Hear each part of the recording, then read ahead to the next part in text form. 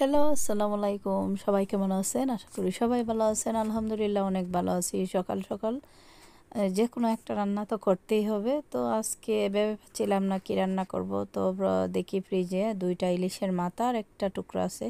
তো ভাবলাম এটা দিয়ে রান্নাটা সেরে ফেলি। তো ডাল রান্না করেছি।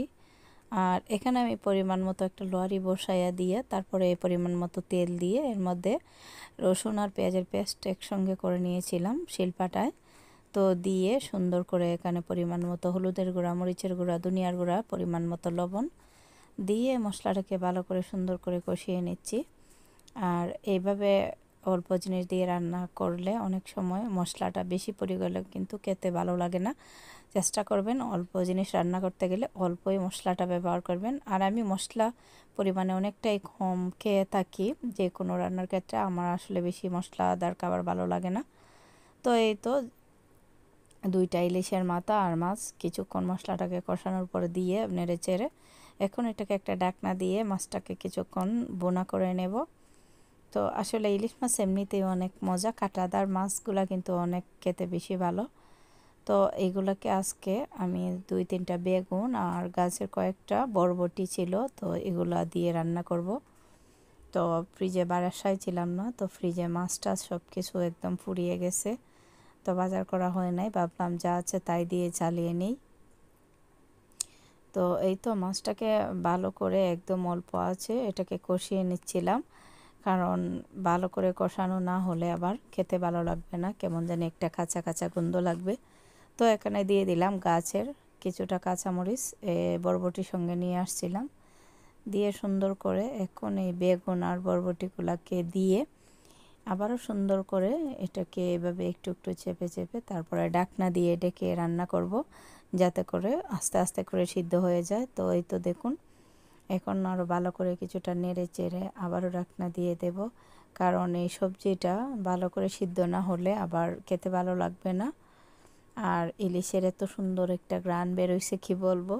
আসলে এমন কিছু কিছু জিনিস আছে যেগুলো আমরা রান্না করার পর অনেক বাড়ি পর্যন্ত ঘ্রাণ ছড়ায়, যেমন এইটা ইলিশ মাছের মধ্যে এইটা হচ্ছে একটা।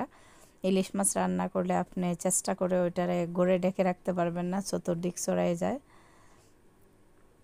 তারপরে এই তো সুন্দর করে ঢাকনা দিয়ে আরও কিছুক্ষণ সিদ্ধ করার জন্য রেখে দিলাম, যাতে করে সুন্দর করে সিদ্ধ হয়ে যায়। মাশাল্লাহ রান্নাটা অনেক মজা হয়েছিল। তো এটা ছিল আজকে দুপুরের রান্না।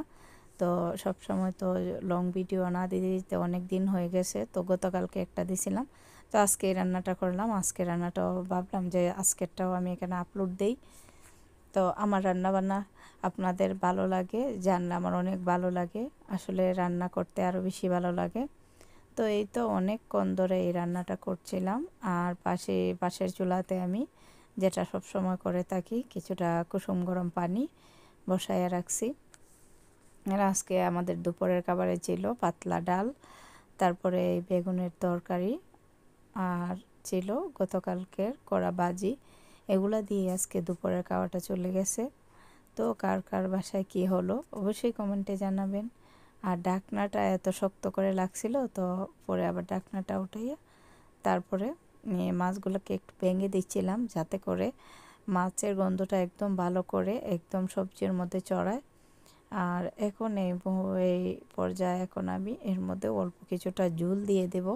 আর যেহেতু একদম মাখো মাখো না, আমি একটু ঝোল করব। আর আমি আসলে একটু ঝোল ছাড়া তরকারি আমার খেতে ভালো লাগে না। বোনা তরকারিটার চেয়ে আমার কাছে একটু, যে কোনো মাংস বলেন আর যাই বলেন, একটু অল্প ঝোল হলে আমার কাছে খেতে আমার বেশি ভালো লাগে। তো আমি আমার পছন্দ মতো রান্নাম, যে যেভাবে রান্না করেন আসলে যার যার পছন্দ অনুযায়ী। তো আসলে রান্নাটাও কিন্তু অনেক মজা হয়েছিল। তো আমি তেমন একটা বেশি দেই নাই, একদম অল্পই দিছি পরিমাণ মতো, দিয়ে সুন্দর করে এটাকে একটু ঢাকা দিয়ে আবারও কিছুক্ষণ রান্না করে নিলেই তৈরি হয়ে যাবে মজাদার ইলিশ দিয়ে বেগুন বরবটির তরকারি। তো এই রান্নাটা ভীষণ মজা হয়েছিল। তো এই তো ঢাকনাটা আমাকে অনেক সাতাইছে আজকে, মানে কি বলবো, 2বার ঢাকনাটা এমনভাবে লাগছে যে বের করতে পারতেছিলাম না। আসলে কড়াইটা বড় আর ঢাকনাটা ছোটো হওয়াতে কড়াইয়ের ভিতরে ঢুকে যায়। তো তো এই জন্য তো এখন ধনিয়া পাতা দিয়ে তরকারিটা রান্না করা কমপ্লিট হয়ে গেছে। আর বেশি আসলে জাল করব না, যেহেতু মাছটাও আগে থেকে সিদ্ধ করা, আর সবজিটা দিয়ে তেমন একটা ঝোল দেই নাই।